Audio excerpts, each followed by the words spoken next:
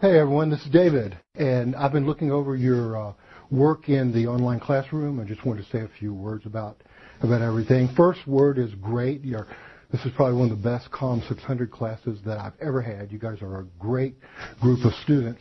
There are a couple of things that I want to bring to your attention that will make your work better. And thing number one has to do with the literature review. I went back and reviewed all of the outlines that you submitted last week for the literature review.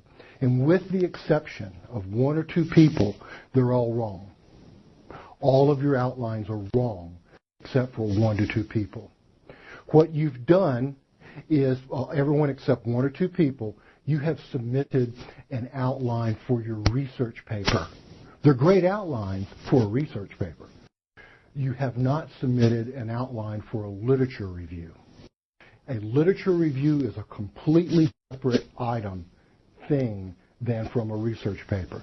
Your purpose in a literature review, and I know it's kind of a hard thing to get ahead, but you need it in graduate school.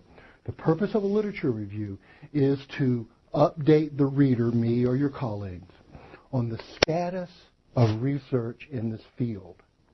So you're commenting on whether this is good research or whether it's bad research, whether it's weak research or whether it's strong research, whether it's useful or not useful in the areas in which it's useful and which it's not. So you're making a comment on the work of others. A literature review is about the status, or it's about the work of somebody else. You're making a judgment on it.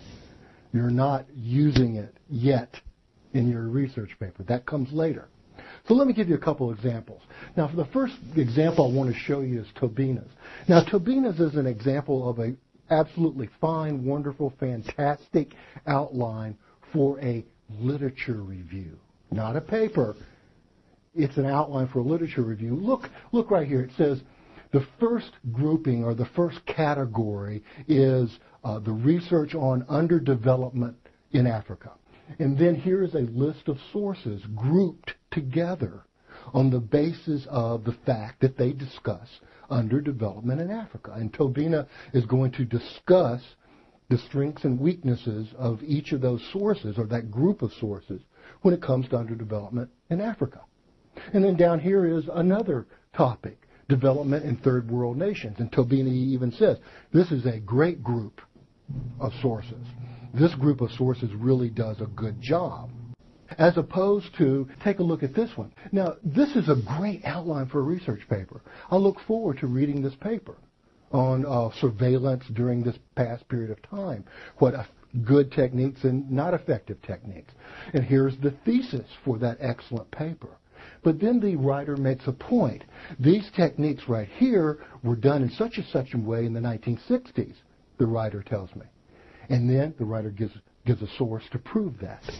And then the writer goes to the next point about how certain techniques caused violence to outbreak. And then the writer gives me a source to prove that. That's a great outline. But it's an outline for a research paper, not a literature review. This is a paper here, making points, stringing things together to create a fabric of knowledge and insight. It's not a literature review. Same thing with here. I love this outline on yoga and health. It's a fantastic outline. Look how structured it is. Strength, weaknesses, other. Yoga and mental health. Yoga and physical health. Yoga and males. And it's going to be a fantastic, well-structured paper. But this outline does not tell me how sources are going to be grouped together in a literature review. The literature review comes first, and then the paper. So please keep this in mind. The purpose of a literature review is to report on the status of research in this field. It is not to report the research, it's to report the status of the research. And you can do that with these methods right here. You can highlight the accomplishments of past research. You can say in the 1960s there was this breakthrough and give the sources that had the breakthrough. Then you say in 1970 there was this breakthrough and give the sources. You can highlight past accomplishments. You can also evaluate weaknesses. You can say this group of sources, whenever they evaluated those techniques, they left out the such and such effect. This group of sources effect. This group of sources did that. See what I'm saying? And then, of course, you can also group them together on approach. This group of sources approached it from a security standpoint. This group of sources approached it from a civil liberty standpoint. This group of sources approached it from a combined standpoint.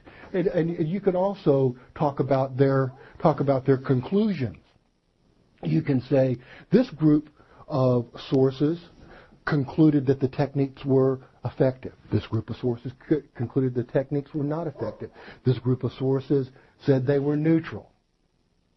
So you have to find a way,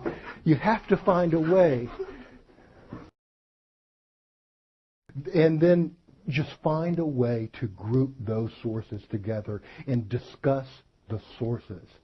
Discuss what the authors did and didn't do. You're not writing your paper yet.